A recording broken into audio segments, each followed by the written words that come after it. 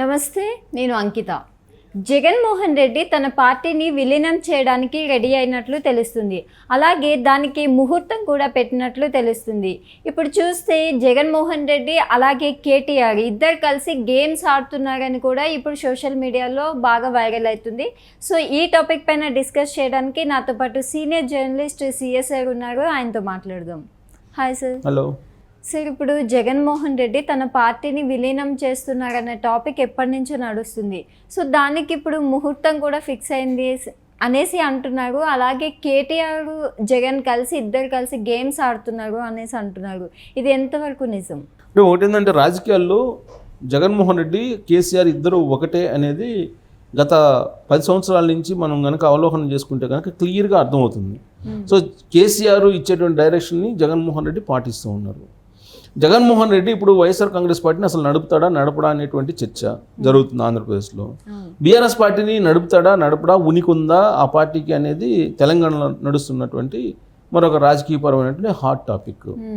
ఇప్పుడు ఆంధ్రప్రదేశ్ విషయాన్ని చూస్తే కనుక ఆంధ్రప్రదేశ్లో వైఎస్ఆర్ కాంగ్రెస్ పార్టీ మనుగడ సాగిస్తుందా రాబోయేటువంటి రోజుల్లో అని అంటే, ఆ పార్టీ త్వరలోనే కాంగ్రెస్ పార్టీలో విలీనం కాబోతుంది అనేది ఒకటి వినిపిస్తుంది. ఎందుకు వినిపిస్తుంది?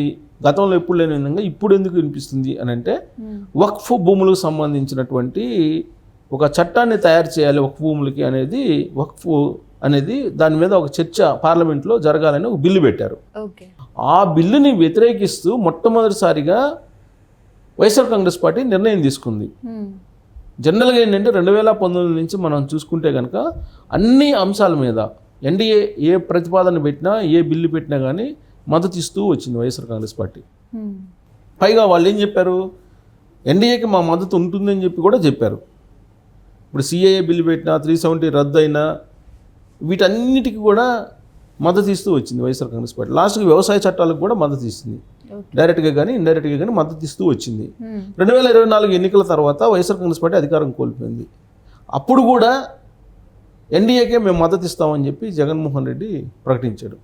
కానీ వక్ఫ్ సంబంధించినటువంటి భూముల విషయంలో బిల్లు పెట్టినప్పుడు ఆ బిల్లుని వ్యతిరేకిస్తూ లోక్సభలో ఒక నిర్ణయం తీసుకున్నారు. అంటే ఎన్డీఏని వ్యతిరేకిస్తూ నిర్ణయం తీసుకున్నటువంటి మొట్టమొదటి సందర్భం అది. అది గమనించిన తర్వాత జగన్మోహన్ రెడ్డి రాబోయేటువంటి రోజుల్లో బీజేపీని వదిలిపెట్టే ఆలోచన చేస్తున్నాడు, బీజేపీని వదిలిపెట్టే అడుగులు వేస్తున్నాడు అనేది కొంతమందిలో జరుగుతున్నటువంటి చర్చ.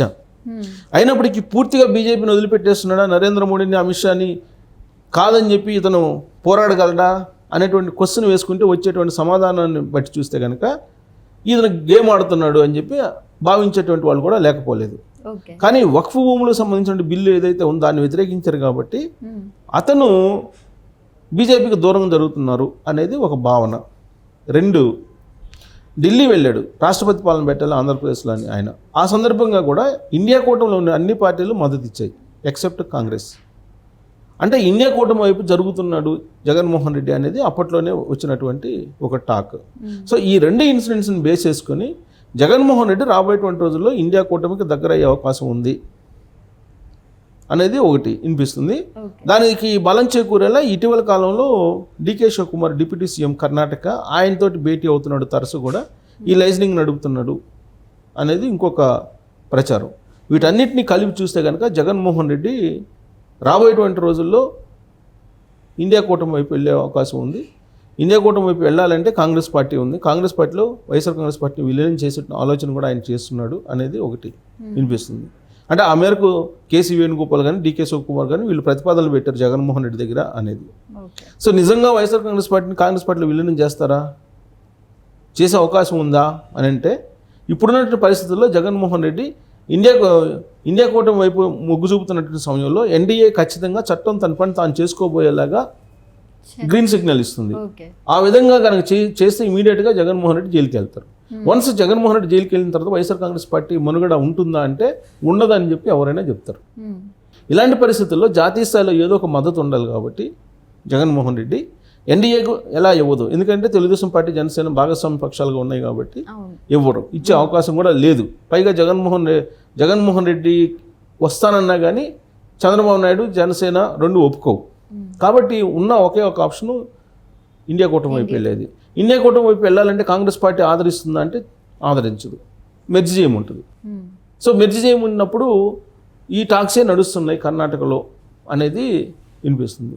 సో ఇదంతా ఒక కొలిక్కి ఎప్పుడు వస్తుంది అని అంటే సెప్టెంబర్ 2వ తారీఖున దీని మీద ఒక స్పష్టత వచ్చే అవకాశం ఉంది అని చెప్పి వైఎస్ఆర్ కాంగ్రెస్ పార్టీ వర్గాల నుంచి తెలుస్తున్నటువంటి సమాచారం. ఏంటి సెప్టెంబర్ 2 అంటే రాజశేఖర రెడ్డి వర్ధంతి. ఆ లోపుగా ఏదో క్లారిటీ వచ్చే అవకాశం ఉంది. ఈ లోపు షర్మిలకి రాజ్యసభ ఇచ్చి ఆమెని ఢిల్లీకి పరిమితం చేసి కాంగ్రెస్లో వైఎస్ఆర్ కాంగ్రెస్ పార్టీని మెర్జ్ చేసిన తర్వాత కాంగ్రెస్ పగ్గాలు జగన్మోహన్ రెడ్డికి అప్పజెప్పేలాగా టాక్స్ నడుస్తున్నాయి అధిష్టానం దగ్గర, డికే శివకుమార్, కేసీ వేణుగోపాల్ రూపంలో అనేది ఒకటి రాజకీయపరమైనటువంటి ఒక చర్చ ఢిల్లీ వేదికగా జరుగుతుంది. ఇంకొక వైపు బీఆర్ఎస్ పార్టీ తెలంగాణలో ఏంటి అని అంటే బీఆర్ఎస్ పార్టీ ఇప్పుడు బీజేపీలో విలీనం కాబోతుంది అనేది ఒకటి.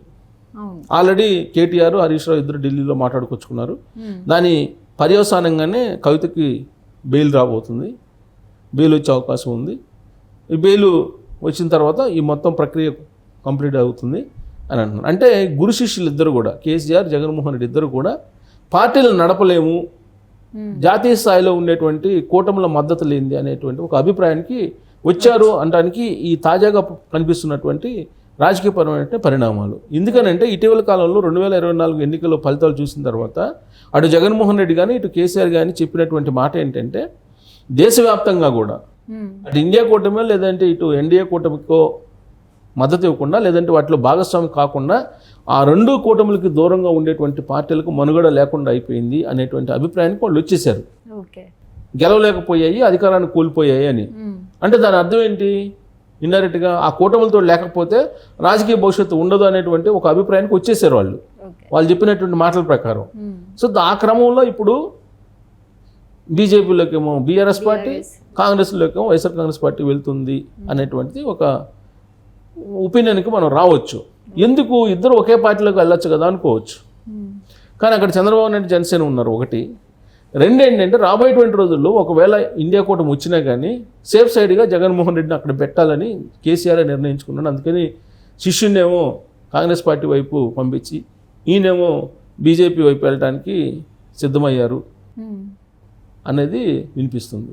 సో కేసీఆర్ నిజంగా బీఆర్ఎస్ పార్టీని మెర్జ్ చేస్తారా అని అంటే కేసీఆర్ బీజేపీలో మెర్జ్ చేయడానికి కవితను బయటికి తీసుకురావటం ఒకటి. రెండు, రాబోయేటువంటి రోజుల్లో ఉపరాష్ట్రపతి పదవి కేసీఆర్ ఏదో ఆశిస్తున్నారు అనేది కూడా ఒకటి ఇప్పుడు వినిపిస్తుంది. సో ఈ రెండింటికి సంబంధించి ఒక డీల్ కుదిరింది ఢిల్లీ కేంద్రంగా. కాబట్టి ఇక్కడ కేసీఆర్ ఏమో బీజేపీతో కలిపి మొత్తం మెర్జ్ చేసేసి పార్టీని ఆయన రాజకీయపరమైనటువంటి ఒక కంక్లూజన్కి వస్తున్నాడు. అక్కడేమో ఆయన జగన్మోహన్ రెడ్డి కూడా కాంగ్రెస్తో కలిసి ఒక కంక్లూజన్ రావాలనుకుంటున్నాడు. కాబట్టి వీళ్ళిద్దరు గురు శిష్యులు ఆడుతున్నటువంటి నాటకం ఢిల్లీలో క్లియర్గా కనిపిస్తుంది. ఈ రెండు పార్టీలు అటు వైఎస్ఆర్ కాంగ్రెస్ పార్టీ ఇటు బీఆర్ఎస్ పార్టీ రెండు తెలుగు రాష్ట్రాల్లో రాబోయేటువంటి రోజుల్లో జెండా పీకేయబోతున్నాయి అనేది చాలా బలంగా రాజకీయ వర్గాల్లో ఇటీవల వినిపిస్తున్నటువంటి ఒక టాక్. ఇది సెప్టెంబర్ 2వ తారీఖున వర్ధంతి రాజశేఖర రెడ్డిది. ఆ రోజు కొంత క్లారిటీ వచ్చే అవకాశం ఉంది ఆంధ్రప్రదేశ్లో అంటున్నారు. ఇక్కడేమో కవిత జైలు నుంచి బయటకు రాగానే ఒక క్లారిటీ వచ్చే అవకాశం ఉంది.